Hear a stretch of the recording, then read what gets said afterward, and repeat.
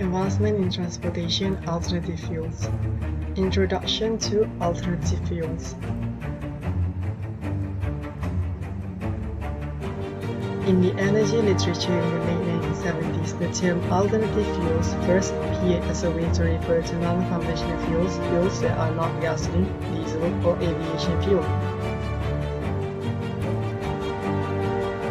Alternative fuels exclude all petroleum refined fuels that are usually liquid in ambient conditions such as gasoline through heavy fuel oil. It includes the highly volatile fractions such as liquefied petroleum-based propane, liquefied natural gas, and compressed natural gas. It also comprises all fuels made from other fossil fuels such as coal and oil shale, biofuels originating from plant material, and chemically derived fuels such as methanol and hydrogen. The non-fossil plant-derived fuels such as ethanol and biodiesel from vegetable oils, and hydrogen made from water via solar power electrolysis are the only renewable energy alternative fuels. Electric vehicles are considered alternative fuel vehicles since only about 3% of electricity comes from burning petroleum. Brief history of alternative fuels. The first major government investment in alternate fuel was for the purpose of energy security and oil import independence, beginning in the late 1970s. Millions of dollars were spent on synthetic fuel. When oil prices began to fall in the early 1980s, and it became apparent that the cost of producing synthetic fuels would remain well above that of petroleum fuels, the program was abandoned. Interest in alternative fuels grew again in the late 1980s in response to urban air quality problems. Early in the 1990s, environmental regulation calling for alternative fuels to cut carbon monoxide emissions went into effect that significantly increased the sales of MTBE and ethanol. In 1995, alternative fuels comprised about 3% of all fuels consumed in the United States. MTBE and ethanol consumption is greater since these fuels are blended with gasoline as required by environmental regulation for carbon monoxide reduction. However, when the 1999 National Research Council study found that there was no statistically significant reduction in ozone and smoke based on the data available, the continued requirement of using MTBE was questioned, especially since MTBE leaking for storage tanks can easily contaminate groundwater. Advantage of alternative fuels.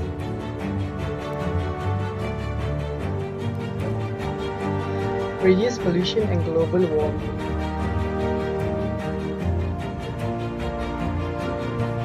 Using alternative fuels decrease the emission of harmful untoxic gases of carbon dioxide, carbon monoxide, sulfur dioxide in the atmosphere, thus preserving our nature and ozone layer. Alternative fuels made use in vehicles have much lower emission and this contributes to a decrease in air pollution. Burning of traditional fuels causes temperature to rise, leading to global warming. Alternative fuels are a much cleaner source of energy and the use of which doesn't contribute to global warming. Reusability.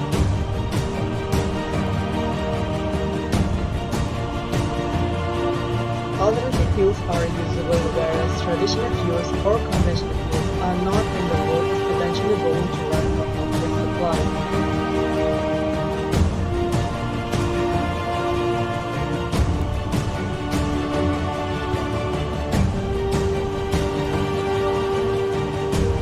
Saving money. Alternative fuels can be less expensive to use, not just in terms of the fuel itself, but also in terms of the longer service life. This in turn means saving for the long term. Different types of alternative fuels. Ethanol, natural gas, electricity, hydrogen, propane, biodiesel, methanol, and E-series fuels are one of the examples of alternative fuels. Conclusion. There are a number of different alternative energy sources that are more than capable to replace currently dominant fossil fuels, and there are many advantages to come with using alternative fuels.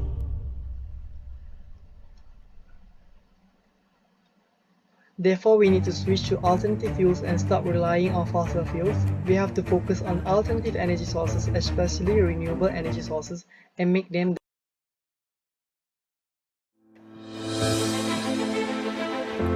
Have you ever wondered, how can you know your current location?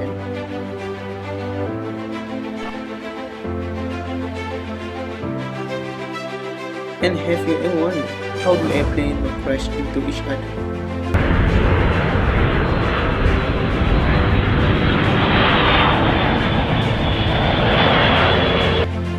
We identify them by using GPS.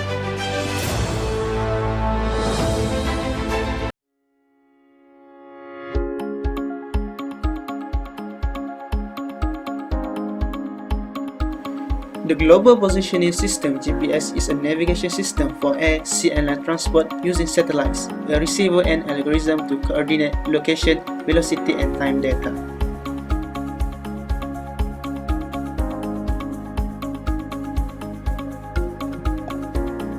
The satellite system consists of a constellation of 24 satellites in 6 Earth-centered orbital planes. We require only 3 satellites to establish a spot on the surface of the Earth. A 4th satellite is used to verify the information from the other 3 satellites.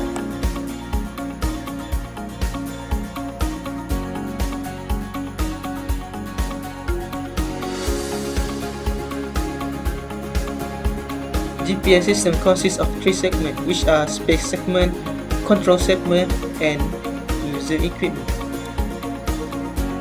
Satellites that orbit the Earth, transmitting geographical location and time of the signal to user. Ground control, the Earth-based monitor station make up the control segment. Tracking and operation of satellites in orbit and tracking signals are included in the control operation. And lastly, user equipment.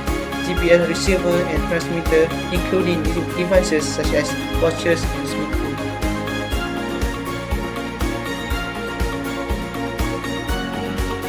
Soviet Union launched the first man-made satellite into orbit late in 1957, known as Sputnik 1. There were sensors on the Sputnik to track objects in the atmosphere.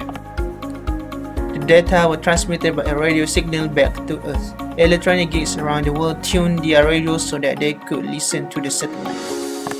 A few people noticed that the radio frequency changed depending on where the satellite was located on Earth due to location. This is referred to as the Doppler effect.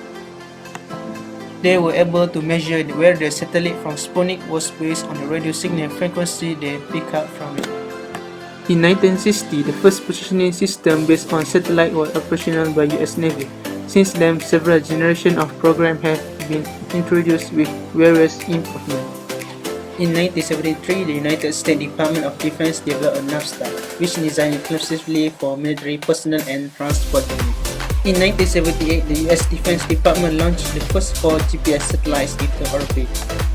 34 satellites are needed in a constellation. In order, satellites can be accessible anywhere on Earth at any time.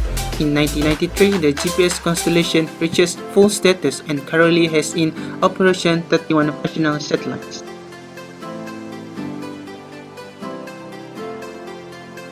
In 1983, after current airline 007 wandered into Soviet territories and was shot down with the loss of 269 lives, even the military thought that sharing the GPS system with civilians might have distinct advantages. April 1995, the US Air Force Space Command announced its full operational capability. A civilian SPS has an accuracy of 100 meters. The precise positioning service PPS was accurate to within 22 meters for registered military users.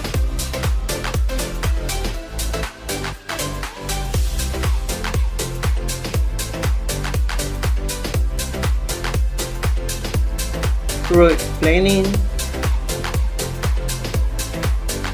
speed detection,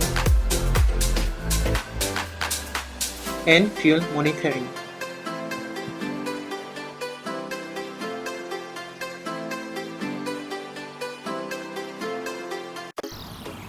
Next, we will be talking about the brake system.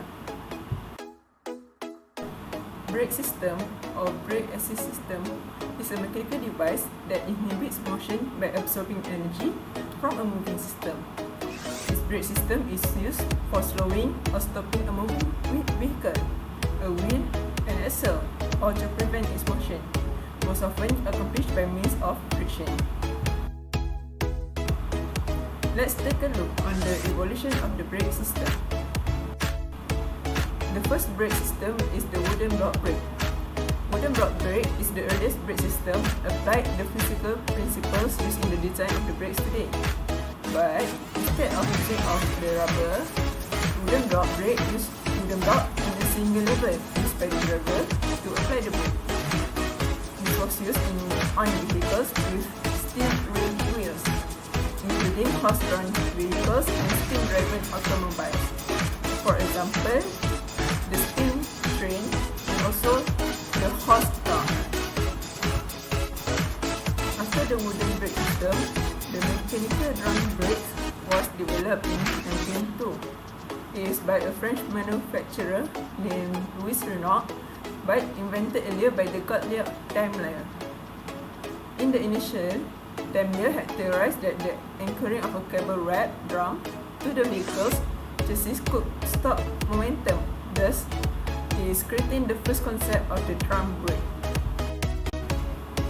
Next, hydraulic brakes was invented first in 1918. Firstly, it was proposed by Malcolm Lockheed, where the concept of four-wheel brake using the system of hydraulic.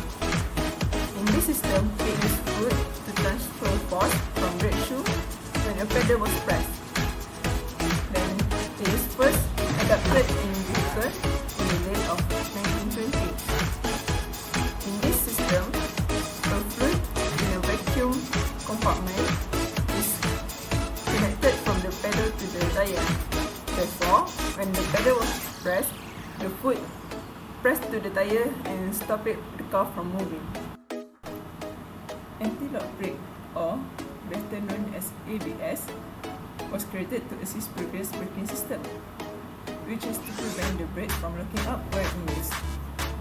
ABS also works by sensing when a lock is about to occur, and it will ignite a system of hydraulic valves to reduce the pressure of the brake on a single lock. This system was revolutionized from the way of the brake's function and is very useful in providing more control for the modern driver. Most of the cars in modern days are all provided with anti-brake system.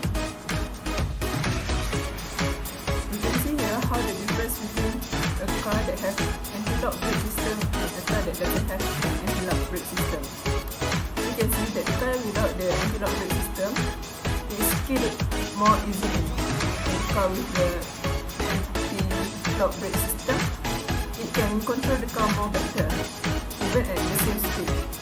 You can see that the car has almost run out and can create an accident.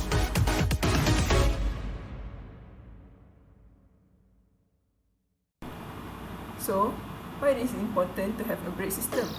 A lot of people just overload brake system and when travel with a broken brake system. Brake system is very important to help prevent thousands of crashes every year. It also helps monitor your normal driving patterns, so it knows whenever it needs to kick in if you're not paying attention to the road ahead. This is maybe looking simple to some people, but it's very important to help you not getting into a crash by driving. So, with this documentary, I hope it can help you to understand more about your car. I hope you can also enjoy the documentary. Until then, we'll see you next time. Thank you for watching.